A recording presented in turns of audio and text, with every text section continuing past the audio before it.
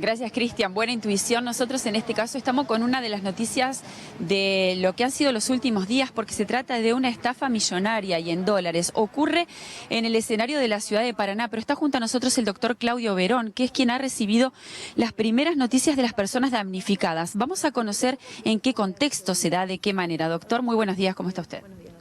Sí, buenos días, ¿qué tal? Bueno, el contexto de lo que es estas denuncias que han de alguna manera explotado en el día de ayer y hoy también, fundamentalmente son personas que han invertido parte de sus ahorros y en algunos casos indemnizaciones o propiedades, también vehículos e inmuebles. Y bueno, la promesa era que se le iba a dar una ganancia por mes. En un primer momento se les fue dando lo que era esa ganancia, pero luego de... La verdad que no sabemos bien cuál es el tiempo que ha llevado esta operatoria, pero en el último tiempo, de una cuestión de hace 3, 4 meses, estas personas han dejado de percibir lo que eran sus intereses. Obviamente el capital tampoco lo percibieron y no tienen más respuesta porque estas personas desaparecieron, no tienen más contacto. Doctor, ¿cómo era el perfil de los estafadores? ¿De qué manera operaban? Si lo hacían con personas conocidas y de qué forma ellos iban captando a las víctimas, a los damnificados. Sí, generalmente como se dan lo que es este tipo de estafas, donde generalmente llega del boca en boca, es decir, uno tiene un hermano, un amigo, che, mirá, invertiste dinero, fíjate, te dan buena ganancia, y bueno, lamentablemente los propios, a veces familiares o amigos, son los que llevan a otras personas a que inviertan de alguna manera, llamémosle invertir, pero finalmente termina en una estafa. Fundamentalmente se da porque, ya te digo, la gente intenta, más en estos tiempos que corren, donde la crisis económica obviamente es muy fuerte, la gente intenta resguardar sus ahorros, entendiendo que de esta manera se le daba un marco legal, pues se le daba, en algunos casos, se le daba un mutuo, es decir, un préstamo que se le daba a esta persona, con la promesa que después de un tiempo se le iba a devolver no solo el capital, sino un otro tipo de interés. Lamentablemente uno... Como siempre digo, la gente por ahí intenta ganar un dinero extra, pero lamentablemente termina perdiendo todo. ¿Cuántos serían los damnificados y de cuánto dinero estamos hablando? Dinero en realidad no se va a saber hasta que esto no, de alguna manera se estabilice, porque las denuncias sinceramente son muchas, van a ser muchas. En mi caso, están interviniendo otros abogados también. En mi caso ya más o menos tengo unas 15, 20 personas que ya en el día de hoy vienen a mi estudio, ya algunas hemos presentado, mañana tengo otras personas más que vienen. Entiendo que van a ser muchísimas y una vez que se estabilice estamos hablando de mucho dinero. Quienes concretan esta estafa son de la ciudad de Paraná, son comerciantes, dentro de lo que se pueda saber con respecto a la investigación.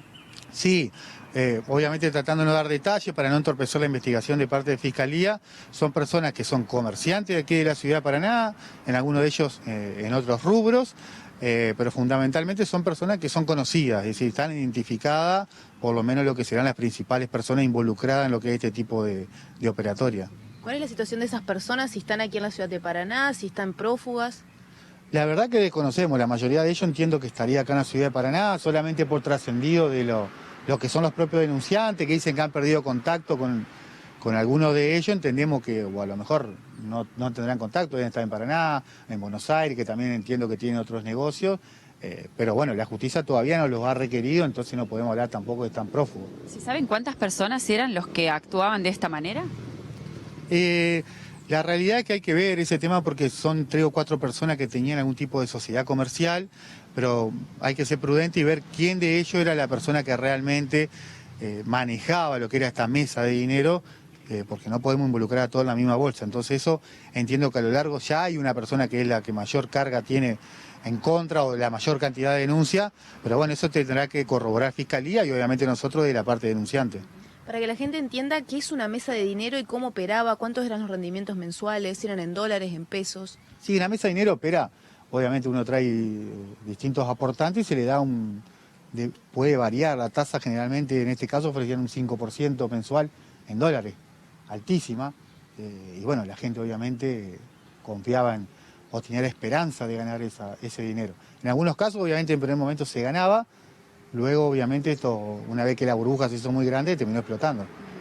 Al principio sí les daban los réditos y después no.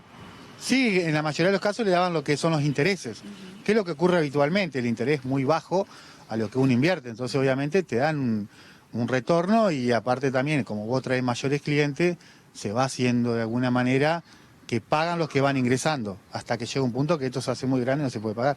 Los clientes eran muy importantes y sobre todo de sus clientes yo le pregunto, ¿cuánto ha sido el máximo que ha otorgado alguno de sus clientes de la plata que invirtió? Sí, a ver, los clientes van de distintas clases sociales, como lo dije en otras notas, porque uno piensa que acá hay políticos de otro tipo, no, acá lamentablemente golpea a personas trabajadoras, en algunos casos gente que invirtió su indemnización de 4 millones de pesos, tengo un caso, después hay gente que invirtió 200.000, 300.000 dólares, también hay otros casos, entonces varían tanto el monto como las personas, las ocupaciones, por eso te digo, generalmente nadie escapa, digamos, a que se pueda hacer estafado y ocurrió en este caso. ¿Se sabe si ellos invertían este dinero en algún otro negocio, si tiene alguna vinculación con las estafas nacionales o lo utilizaban para financiar una vida ostentosa particular? La verdad que eso lo desconocemos, porque no sabemos cuál era la finalidad, si era que se desviaba fondos para otra operatoria, para otros comercios, o bueno, como vos lo referías, era solamente para darse su vida de lujo. Eso lo vamos a ir viendo a medida que la Fiscalía pueda avanzar. En realidad ayer se realizaron allanamientos, entiendo que tanto documental como dispositivo electrónico pueden arrojar algún tipo de dato respecto a cuál era el fin que tenía esta recaudación que hacían de dinero. Se secuestraron documentación, ¿les daban documentación a la gente que daba el dinero, algún recibo, alguna factura, algo así, o era todo en negro? No, en algunos casos le daban lo que es mutuo, es decir, un préstamo de dinero, o sea, firmaban esta persona, se comprometían a devolver ese dinero. Que eso daría un marco, si se quiere, que podría ser de algún marco legal, pero bueno, al ser muchísimas las cantidades que se hacían de esto, ya estamos hablando de que sí hay un ardid, digamos, de engaño. Pero más allá de esto hay otros casos donde las personas no recibían ningún tipo de papel, ni de comprobante, nada, e incluso dejaban vehículos con la promesa que se le iban a vender, y en algunos casos no han aparecido los vehículos, ni siquiera han sido transferidos. Entonces estas personas están preocupadas, no solo porque perdieron su capital, y también por saber dónde están sus vehículos, del cual son titulares. Doctor, ya tiene carátula el caso, y en el caso de que se compruebe un delito, ¿cuál sería y qué pena podría caberles en el caso de ser hallados culpables? No, en un primer momento esto va a lo que es una defraudación, lo que se conoce como estafa, que la Fiscalía está investigando y como digo, muy incipiente, esto creo que va a demorar en estabilizarse, pero en una prima facie sería varias estafas, lo cual en principio la estafa tiene una pena de 1 mes a 6 años, pero hacer muchos hechos, esto va en un concurso real que nos eleva la pena considerablemente. ¿Estas personas acusadas tienen antecedentes? No, la verdad que desconocemos también, se piden los RNR, que son el Registro Nacional de Reincidencia, en su caso, cuando la Fiscalía considere si hay alguna persona que deba imputarse. Nosotros consideramos que va a ocurrir esto en breve o en cualquier momento, entiendo, porque a la medida que van cada vez ocurriendo más denuncias, el caudal probatorio y el caudal de denuncia es muy grande, pero la verdad que desconocemos, no sabemos si tienen antecedentes penales o no. En este caso ellos obraban con material concreto, con dinero, con vehículos, con objetos. ¿Tiene algo que ver con lo que puede ocurrir en otros lugares del país, con estafas con criptomonedas? No, esto es distinto, vale la pregunta, porque también algunos lo relacionan con la causa esta de San Pedro. No, en principio no tiene nada que ver, porque en este caso lo que era, como se habla, de dinero en efectivo, inmueble y vehículos. Claro. Fundamentalmente giraba en torno a esos bienes. Perfecto. ¿Hoy cuántas denuncias va a recibir en su estudio? ¿Cuántos turnos le ha asignado a este caso en particular? Y hoy ya tengo 6 entrevistas para ya avanzar con la denuncia. En el día de mañana tengo unas 8 más y así. Ya se han comunicado otras personas, así que por eso digo que creo que va a ir a medida que la gente vaya conociendo, porque hay gente que a lo mejor no estaba al tanto, tiene la promesa que le van a pagar a fin de año o el año que viene y ya está viendo que esa gente no le va a pagar, evidentemente. Entonces entiendo que a medida que vayan informándose, lamentablemente, van a ir apareciendo y también queriendo hacer la denuncia correspondiente. Doctor, muchas gracias, muy amable. No, por nada, hasta luego. Gracias. La palabra del doctor Claudio Verón. Cristian, con respecto a lo que se ha dado a conocer en los últimos días, esta estafa que, según y en la primera mirada, podría estimarse en hasta hoy 55 millones de dólares, las personas que confiaban en comerciantes o en paranaenses que proponían este tipo de negocios en los cuales ellos podían depositar o darles dólares o bienes como vehículos o como casas, en algunos casos algunos asignados por parte de ahorros o de indemnizaciones de las personas para que les diera cierto rédito. En los primeros meses esto sí se hacía efectivo, pero después deja de cumplirse y esto ha destapado una olla que en realidad no se sabe hasta dónde va a llegar. Lo cierto es que vamos conociendo detalles de lo que pasó. Ayer hubo allanamientos y esto seguramente aportará distinta información para quienes están a cargo de la investigación.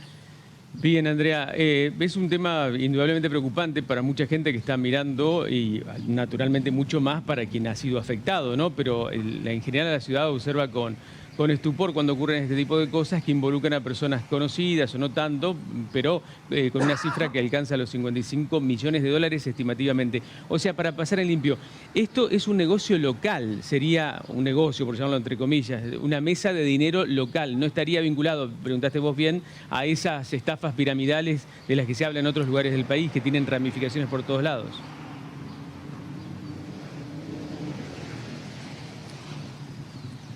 Exactamente, lo que ellos proponían era comerciantes o personas de la ciudad de Paraná que tenían cierta actividad comercial, poner en circulación el dinero, los bienes que las personas les depositaban en confianza, en algunos casos, como explicaba el doctor Verón, con algunos documentos o testimonios que daban fe de haber recibido este dinero o estos bienes, y lo ponían a circular a cambio de un interés mensual o a través del pacto que se hacía con cada una de las personas. No tiene que ver con las criptomonedas en principio, según lo estimaba recién el doctor Verón. Se trataba de personas conocidas de las ciudades, por eso que conforme vayan pasando los allanamientos y se encuentre documentación, se va a poder ir tratando de establecer quiénes eran estas personas. Pero la cuestión de cercanía y de conocimiento es un factor fundamental también, porque la gente confiaba en estas personas y otorgaba bienes reales, bienes materiales, no ya con una estafa como las de las criptomonedas que nosotros conocemos que ha ocurrido en otros lugares del país. Claro, lo que pasa es que ahí está la clave de este tipo de cuestiones. Es la confianza, la cercanía que existe con personas que además tienen un respaldo económico visible. Gente que tiene una vida ostentosa, que se nota, que tiene plata. Entonces vos te dicen, mira, si vos me das $1000 y yo te doy el 5% mensual, dijo, una locura, en dólares no existe ese rédito, 5% mensual todos los meses. Esto es más viejo que la injusticia, no lo descubrieron ni inventaron ellos, ya vienen, el otro día vimos una causa, cuando allanaron el EPRE era por una causa parecida. También le había prestado plata a una persona que le había prometido el mismo rédito exactamente. El tema es que después pasa esto, en un momento, como decía el doctor Verón, la burbuja explota y entonces no terminan de responderle a todos de la manera en que el acreedor esperaba o le habían prometido que le iban a responder. Vamos a ver qué pasa. No sé si habrán encontrado elementos en esos allanamientos que se hizo ayer que realmente puedan avanzar a la investigación.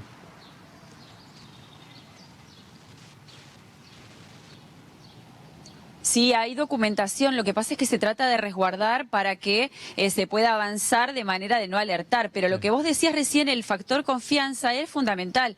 Quizás valía más que cualquier tipo de documento porque uno conocía a quién le entregaba los bienes o el dinero.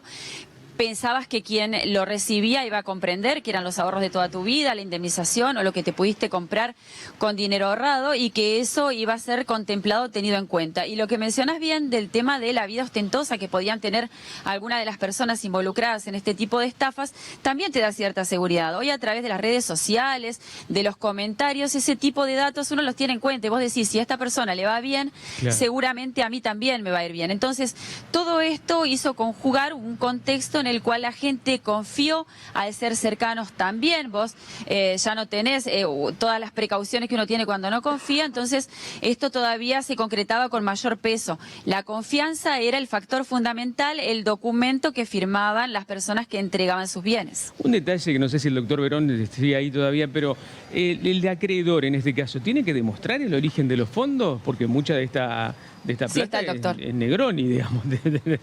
No sé si la persona que le prestó la plata tiene que decir dónde la sacó o eso es un detalle que pasa por fuera del mercado financiero normal.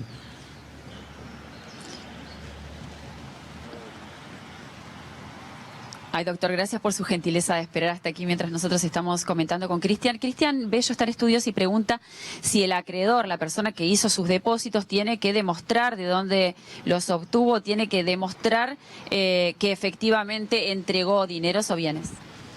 No, obviamente uno cuando hace una denuncia tiene que acreditar los hechos que está diciendo en primer lugar.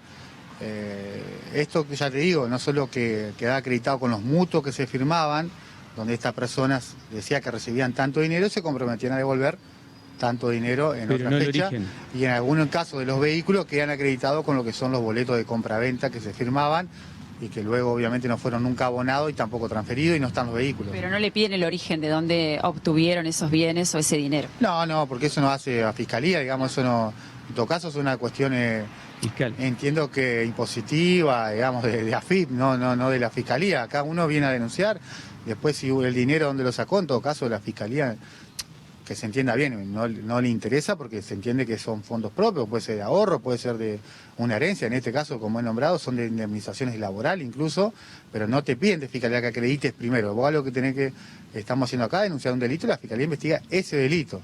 De la gente que lo ha llamado a usted, ¿la mayoría está en esa circunstancia de haber ahorrado toda la vida o de cobrar una indemnización o recibir una herencia y ese es el dinero o los bienes que depositaron? Sí, hay de todo, como te decía, hay algunos que... recuerdo bien el caso de la indemnización, porque una chica que obviamente está muy afectada porque era recientemente su indemnización, que ella contaba con eso, pero también hay otros casos donde han sido ahorros de toda su vida, en otros casos son gente que le va bien y tenía un dinero extra.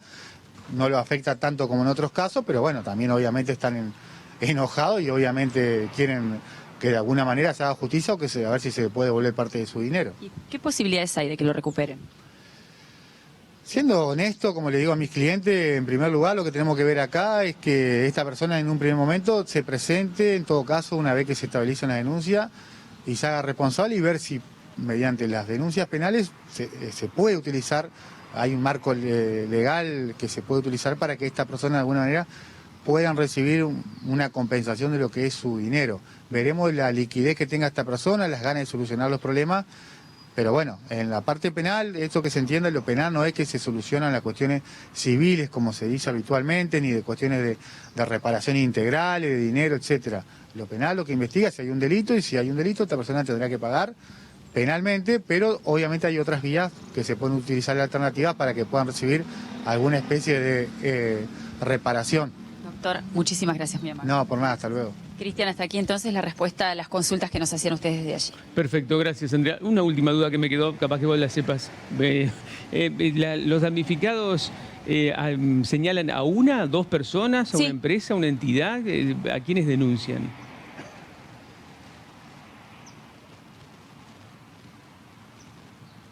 Creo que es la última, doctor. Ahora sí.